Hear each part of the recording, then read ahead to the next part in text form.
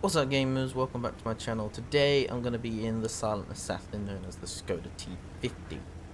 So I've just completed the stock grind. I've just got the engine on it, I've got the gun on it, which was probably the best thing to get done, which I didn't actually find too bad. I got quite a couple of like 3 or 4k games with the stock gun, but it's all about this 3-shelled autoloader. Oh, he's having a bad time. So in this game in Westfield, I want to show you how you can take the coming for me? No, that's not coming for me. The K0 line, and getting in there, it shows you how you can then progress from down the 0 line, and you can also take people out that are over in the city, over in this section here. So the standard beef pushed up with me, editing me here. Currently, we are trying to grow to 1,000 subscribers. We are at 249, so we are nearly call it a quarter of the way there. If you can go down below and drop a comment, don't care what it is, you can say what you think of the video. If you've got any other ideas that you want to see me do, that would be appreciated. If you don't have anything to say at all, just like and leave an emoji in the comments, as it will help grow the channel, as we are sort of getting stuck with YouTube algorithm at the moment. I don't know what's going on. And we do 337, 672, but you can see we would have finished him off anyway. So it has a short reload. I believe it's about 20 seconds on the Skoda T50. Now I've really been liking this. Also, what I've done is I've got a new mod that shows the equipment that I've got down on the bottom right next to my consumables, in case anyone is ever wondering what I have. That will show you what I have. So we're running vents, vertical stabilizers, and coated optics for that extended view range, which I think we actually probably could drop the coated optics if you wanted. I think we're at about 472 or 477 meters. So there is a UDES. Now he's going to be relatively hard to not dig out, but he's going to be relatively hard to spot. His camera rating is going to be extremely high. Now unfortunately we did bounce there, but we put one into him for a relatively low roll of 272. So the tank has standard rounds as APCR. They have 248mm of pen, 320 average damage. So 320 times 3 would be 960, so you can do 960 damage per clip. You slightly high roll, you can easily, get 1,000, basically 1,000 damage out per one. Now I'm just being patient, just because that UDES is down there, and he does have a very good camera rating. So it's all about being patient. There we go, we can see the Skoda T50, we put 1 out, 2 out, and there's 1,013 damage. So we're all the way up to 1,957 damage. Now, it would be nice to try and get out and kill that AMX 1390, as he is going to be spotting most of our team. I don't even know how to say this tank, I'm just going to call it an FSV. We managed to stick one into him for 337, so we're getting pretty decent on these rolls, slightly above average.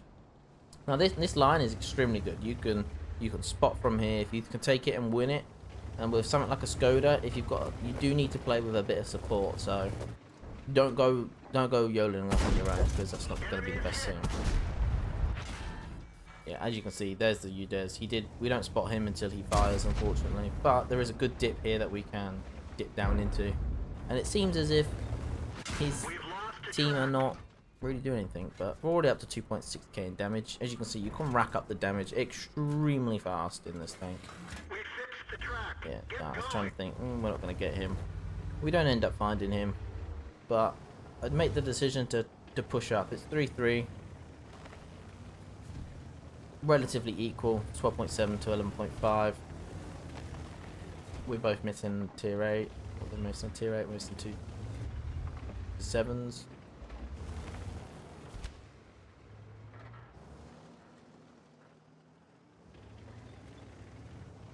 So I'm just pushing up here just to try and knock the trees down, giving myself more camo, because I don't know how far they are, but I guess they're not going to be sitting in the the G9 area on this little hill. I don't think they're going to be there anymore. Sun is coming straight through into this section here. Not very pleasant.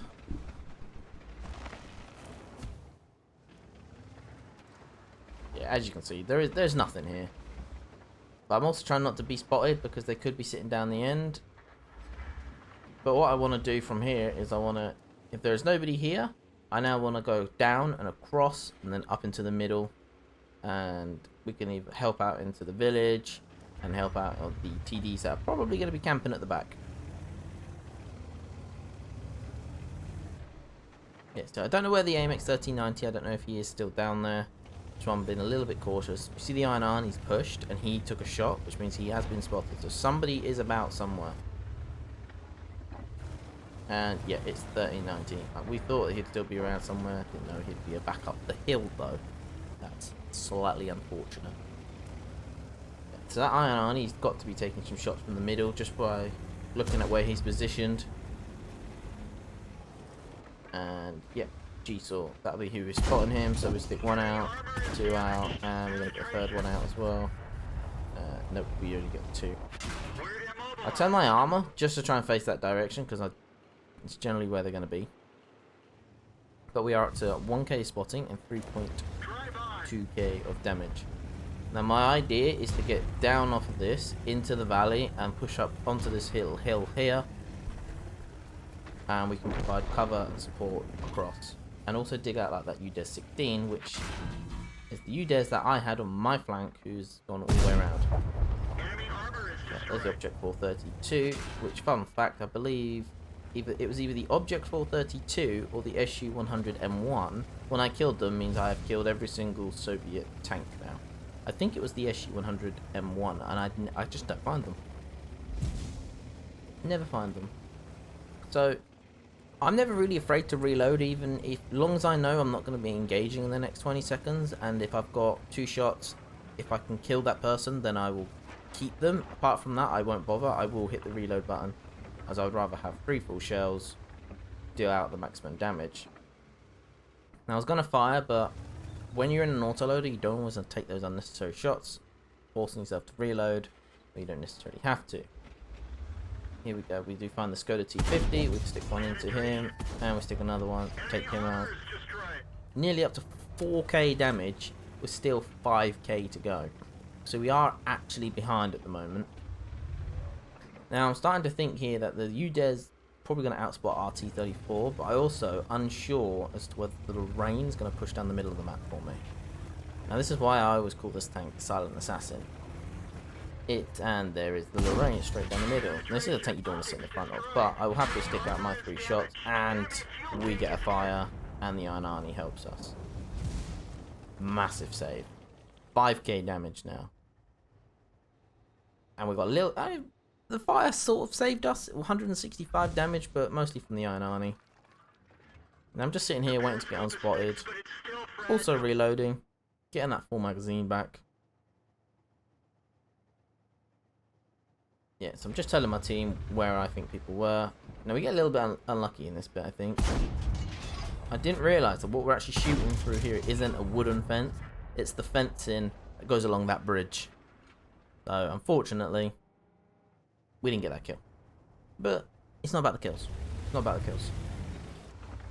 So, we're doing a reload again. We are now actually winning after taking out that Lorraine, as he was obviously on his... he was obviously having most of the HP. This is a spot I like to play in. I didn't come to here in the first place, which is probably a good job, because I wanted to take that bottom right corner. I see the standard B. The standard B, I want to shout him out. Van... I don't even want to mess up his second name, so I'm just going to call him Van. He moved the map. Like, he was like me. He didn't just stay stationary. Like, someone like this Iron Arnie isn't... I get that he's on very low health, but I am also a one-shot to anything. Yeah, I'm still trying to advance, spot, assist, anything I could possibly do.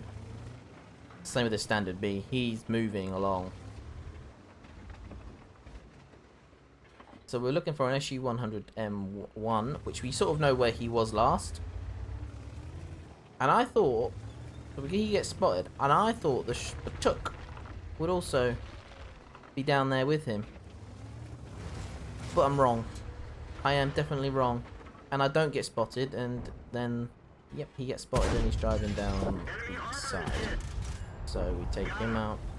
That's the SU-100. He was being a pest to us earlier, shooting us in the side, which wasn't my most pleasant. So I held the one shell. There's no point reloading. So I aim it in, and we just fire. 3 damage, 5 kills, 5,644 damage, and 1,270 assistance damage. Gotta say, I do like playing in this tank. Okay, so these are the battle results for the game of Westfield with the Skoda T50. We ended up with 5,644 damage, 1,270 assistance, all in spotting. This was the expert in USSR and high caliber because we caused the most damage. We ended up 5 kills, 1,277 base experience. We fired 27 shots. We hit 22 of them and penned 20. So that's pretty good. That I enjoyed that. Enjoy this tank. Enjoy this gun. Like I said, 1,480 of that damage was from over 300 meters, proving that you can deal damage at this. Like, this tank does have 0.33 accuracy, so that's not that bad. I believe that is the tank. Yes,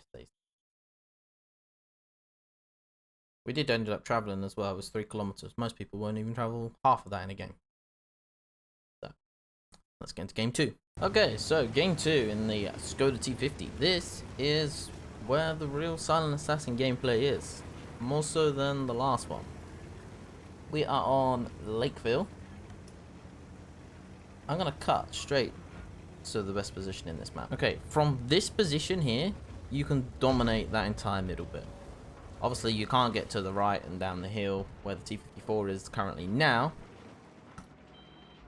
But as you can see, I am aimed in, waiting, and unfortunately it is an ST1, and he's kind of got himself in the perfect angle anyway. We probably could have got through him there. We obviously got a little bit unlucky in where the shells went. If they all went to the lower plate, he would be 960 average down on his HP. But we are going to rack up some serious damage from this position, and we will not get spotted. That is the beauty of this position. You are within 250 meters and I will not get spotted. There you go. Type 57 made a mistake, and we tracked him in position and caused 930 damage from him. So all you have to do is peek out, fire your 3 clips off, pull back in, reload, rinse and repeat, and hope they just keep coming out and giving you the damage and don't work out where you are. Which I very rarely get blind fired, and especially if obviously if you pull back when they fire, that you're not even in there. So I tried to track the ST1 here to hopefully get someone else to fire at him, not realizing on the map that our AMX M451 is way out in the back there making a sandwich, as I will show you. He's back there. So we've got a KV5 and an ST1 and a Type 57 all in front of us. So we're going to go and hit the R2-D2 ports on the front of this KV5. This is where I do believe we get spotted. It is 167 meters. Nope, don't get spotted. Okay, so the KV5, awful view range. Make sure you get your view range up, people. So here we're up to 2,200 in, what, 3 minutes already? And we've wasted 1 clip, so we could have had nearly 3k. Leopard PTA, tier 9 German tank. Very, very, very good tank. Very capable tank. But no armor. So we slap every single shell through him. Slightly low rolls there on all 3 shells though. 268, which we hate to see at 2. At least give me the 300s every time. So yeah, 268, 308, and 315. And reloading, go for those droids again. It's slightly off, but it's okay because we have 3 shells, and take him out. We're now 3,500 damage. We are, well, I was trying to say we were down, but now we're up, and now we're really up because someone's just done 2.1k more damage than the enemy team. Now I see the ST1 pushing and the T832, so I'm going to let the T832 know that when he comes around the corner, I'm going to assist him. And I fire 1, I fire 2, and track him so we keep his side, and there's the 3rd. Still, all below average rolls. 283, 310, and obviously the last one was the killing blow. Now, I see there's 55 seconds left. But obviously, the least thing you want to do is push him when you're not reloaded. So I'm getting close to the reload, so I move up into position. IS3, he's going to have base points. T54, I can take him out in one shot. And there's the final shot into the IS3. Going for the reload, 5k damage. We see the 705. Now, a lot of people don't play looking at their mini-maps, unfortunately. They just don't. So this 705, he doesn't even know I'm here yet. He's not even paying attention. I look, check to see if he's gone. Nothing. He's still not even looking towards me. I fire into him. I fire into him again. And I fire into him again. 930 damage for 425 damage. I'll take that trade every single day of the week. Every single day of the week. Now, I go towards my AMX M451, hoping that he's going to help. But also there's a time that the 705, odds are he's going to swap his attention to the AMX. And I can just drive in behind him. Fire one. Fire two. And we don't get to fire the last one. But there is 6,500 damage and 3 kills. Let's jump into the post-game stats to see how quick we managed to do 6,500 damage. So these are the post-game stats for the Lakeville encounter battle. 6,500 damage, 5 critical hits, 3 enemy destroyed, and another high caliber. As you can see, the other Skoda T50 did 4.1. We ended up doing 6,500, which is a 1,300 base experience. And that took us 5 minutes and 15 seconds to do 6,500 damage. We also managed to make 129k, but most of that was probably from a daily mission. So that just shows that this tank is extremely capable. But if you've enjoyed the video, please leave a like down below. And if you want to see something else, go to the comments down below, let me know. If you have nothing to say, just leave an emoji, and we'll see you next time.